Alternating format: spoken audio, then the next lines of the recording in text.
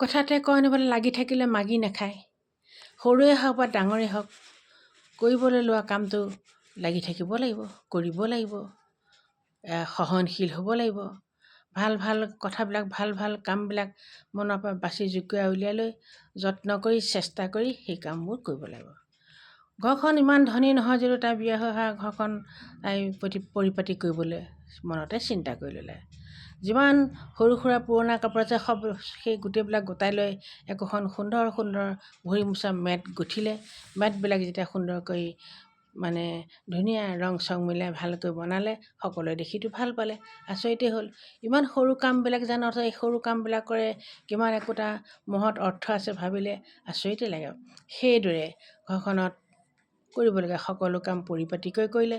য'ত পাচি খৰাহি বেয়া হৈ আছিলে সেই গোটেইবিলাক ঘৰত যোনে আজৰি হৈ বহি থাকে, শহুৰেকে হওক বা তাইৰ স্বামীয়ে হওক, এইবিলাক ওচৰ চপাই দি এই ৰছীডাল গাঁঠিটো খৰাহিটোত ভালকৈ বান্ধি দিয়া, তাঁৰ হওক ৰছী হওক আনি দিব, বন্ধাই ল'ব। শহুৰকেও জানে বান্ধি গুঠি দিয়ে। পাচি খৰাহি যেইকেইটা বেয়া হৈ আছিলে গোটেইখিনি ভাল কৰিলে। ঝাৰু সূতাবিলাকো নিজে যত্ন কৰি তাইৰ স্বামীকো লগাই পেলাই সেইবিলাক ভাল কৰাই ল'লে।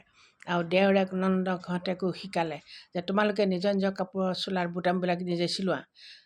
এনেকৈ চোলা নিপিন্ধে নহয়, বুটাম নাইকিয়া যদি বুটাম বিচাৰি দিব, এয়া চিলোৱা, এনেকৈ মই শিকাই দিছোঁ। দুটা এটা কাম চবকে শিকালে। তেতিয়া চবেই বুজি পালে যে এনেকৈহে ঘৰ চলে। অকল এজনী মানুহৰ ওপৰত ঘৰ নচলে নহয়। আৰু খোৱাৰ টেবুলত বস্তু বাহিনী সামৰিবলৈ কাঁহী বাতি খোৱাৰ পিছত সামৰিবৰ কাৰণে নন্দাককো লগায়। নন্দাকক কয় যে তুমি এইখিনি সামৰি আনা, মই এয়া ধুম, তুমি ধুব নালাগে। সৰু হ'লেও কামটো নন্দাকে কিন্তু বাধ্য নহয় কৰি দিয়ে, আৰু নবৌকে সেইমতে কৰিবলৈখিনি কৰে।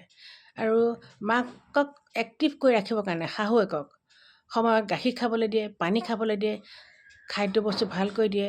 আৰু সেইমতেই মাককো শাক পাচলি কোনটো কিহৰ লগত ৰান্ধিব লাগে সোধে। মাকৰ স্মৃতিবিলাক যাতে স্মৰণ হয় আৰু কেনেকৈ কাটিবলৈ সেইবোৰ সুধি লয়। গতিকে এজনী বোৱাৰীৰ হাতত কিমান দায়িত্ব থাকে চাওকচোন, বহুতখিনি কৰিব পাৰে।